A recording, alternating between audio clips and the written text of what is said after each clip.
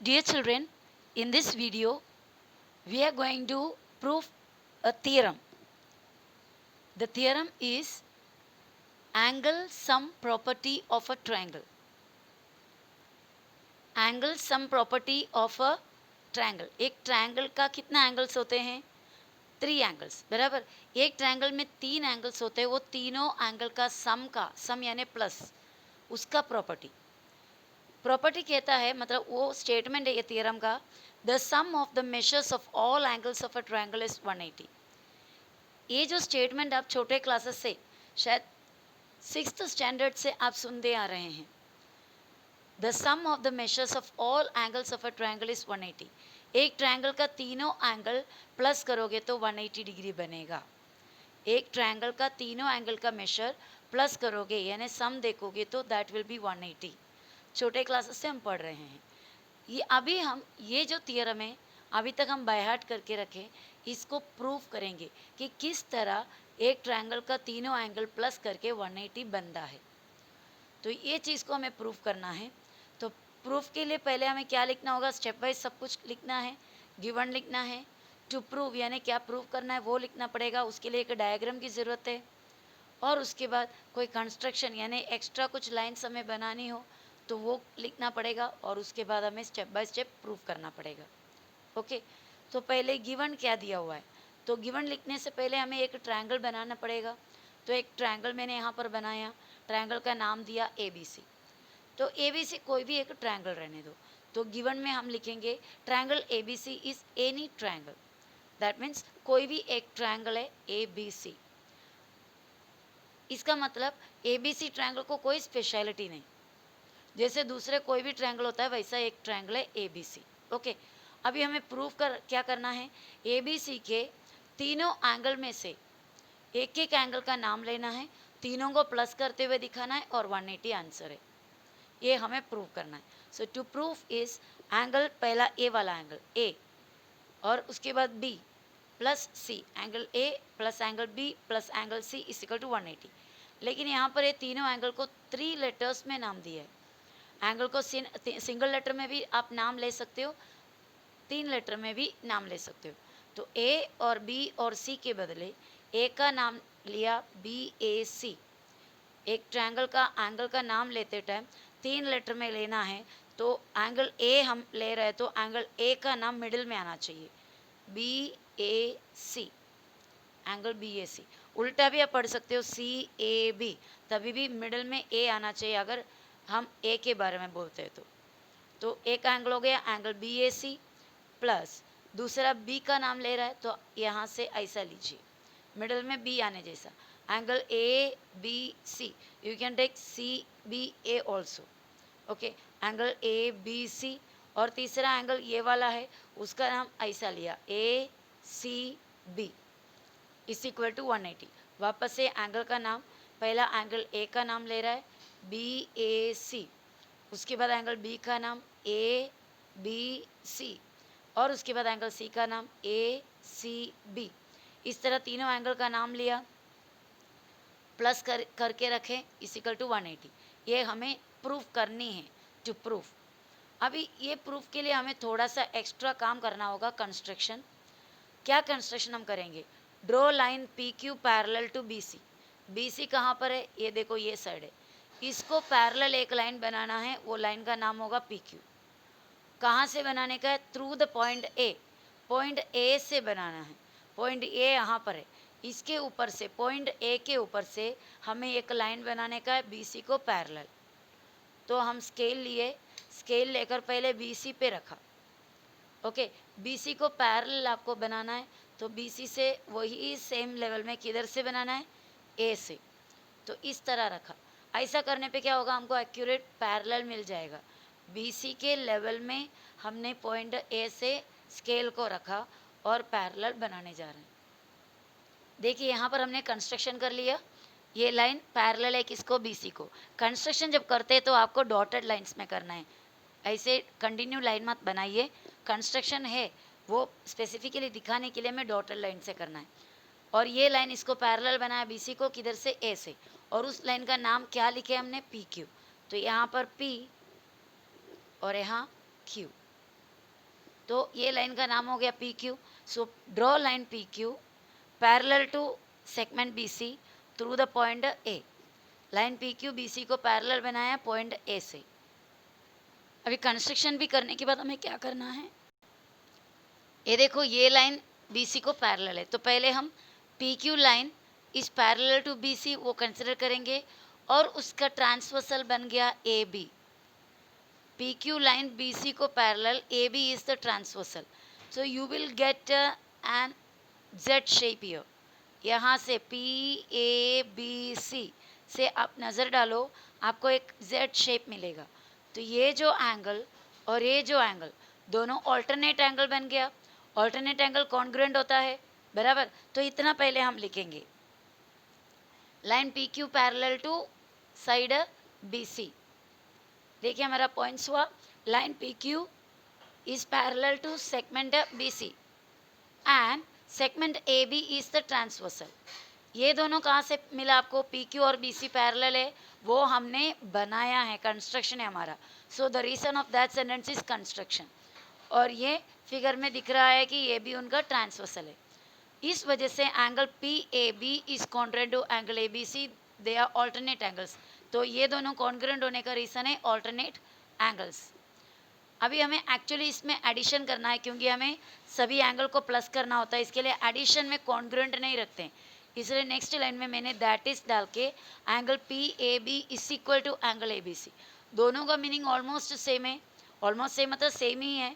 इन दोनों का measure equal होगा तभी वो कॉन्ग्रुएंट होंगे. तो ऑल्टरनेट एंगल कॉन्ग्रुएंट है, that means their measures are equal.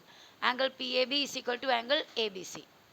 अभी वापस फिर से वही साइड को पैरेलल कंसिडर करेंगे. So again line P Q is parallel to B C. Line P Q B C को पैरेलल और किसको ट्रांसवर्सल इस बार करेंगे, segment A C is the transversal. इससे पहले ये दोनों पैरेलल और ए बी को ट्रांसवर्सल लिया था, तो ये दो एंगल मिला ऑल्टरनेट एंगल्स. इसी तरह भी ये और ये साइड को हम पैरेलल करेंगे सेम. लाइन पी क्यू और बी सी को पैरेलल करेंगे तो इस तरफ आपको एक उल्टा जेड शेप मिल रहा है. क्यू से ए से सी से B, Q A C B. यहाँ पर पैरेलल लाइन आपको मिल रहा है, सॉरी ऑल्टरनेट एंगल मिल रहा है. उस ऑल्टरनेट एंगल को देखो यहाँ पर मार्किंग किया मैंने, क्यू ए सी और ए सी बी. तो ये दोनों कॉन्ग्रुएंट हो गया, ओके, क्योंकि ऑल्टरनेट एंगल से Q A C and A C B. Now we are going to write that. So line PQ is parallel to segment BC, that is a construction. Segment AC transversal, इससे पहले हमने ये भी को transversal consider किए थे. Segment AC is transversal, so QAC is congruent to ACB. Just अभी आपको मैंने एक्सप्लेन किया. Angle QAC congruent to angle ACB because alternate angles. ठीक है. तो एक कॉन्ग्रुएंट में से हमें अभी क्या करना है, इक्वल में लिखना है, क्योंकि हमें ये चीज़ को ऐड करना है. तो इक्वल में लिख दिया. उसके बाद that is angle Q A C congruent की जगह equal angle A C B. Okay, now हमें ये दो पॉइंट, ये सेकंड वाले और ये फोर्थ वाले पॉइंट को ऐड करने जा रहा है. Angle P A B is equal to angle A B C और angle Q A C is equal to angle A C B. ये दो पॉइंट को ऐड करने जा रहा है. ऐड करते टाइम लेफ्ट वाले के साथ लेफ्ट वाला इंटू होगा, सॉरी ऐड होगा, राइट वाले के साथ राइट वाला ऐड होगा. That means angle P A B plus angle Q A C is equal to angle A B C plus angle A C B. देखिए फिफ्थ पॉइंट हमारा angle P A B plus angle Q A C is equal to angle A B C plus angle A C B. ये point ये कैसे मिले आपको, आपने add किया. किसको किसको, पॉइंट सेकेंड और पॉइंट फोर्थ को ऐड किया. एडिंग सेकेंड एंड फोर्थ, ये इतना ऐड करके मिला. अब आपको क्या करना है, एक और पॉइंट इसमें ऐड करने जा रहा है. पी ए बी और क्यू ए सी के साथ बी ए सी ऐड कर रहा है और ए बी सी और ए सी बी के साथ उधर भी बी ए सी ऐड कर रहा है. ये क्यों ऐड कर रहा है मैं बताती हूँ. पी ए बी और बी ए सी ये दोनों है, बराबर. हमारे पास पहले पी ए बी और क्यू ए सी है. P A B Q A C है, ये वाला और ये वाला, ये ब्लैक मार्किंग किया हुआ एंगल और ये रेड मार्किंग किया हुआ एंगल. उसके साथ अगर ये भी मिल जाएगा, कौन सा, बी ए सी, अगर इन दोनों के साथ ऐड हो जाएगा तो हमें ये फुल मिलेगा.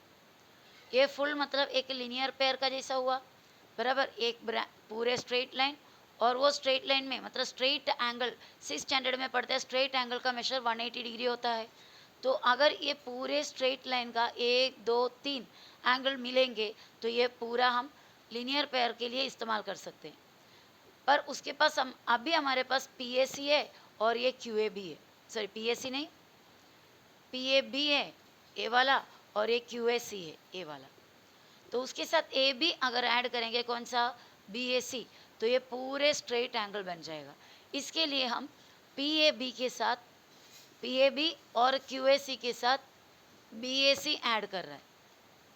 अगर पी ए बी और क्यू ए सी के साथ बी ए सी ऐड किया तो उसके राइट साइड में भी बी ए सी ऐड करना पड़ेगा, वरना वैल्यू चेंज हो जाएगा। इसके लिए हमने क्या किया, पी ए बी और क्यू ए सी के साथ बी ए सी को ऐड किया। इसी तरह ए बी सी और ए सी बी के साथ भी किसको ऐड किया, बी ए सी को ऐड किया।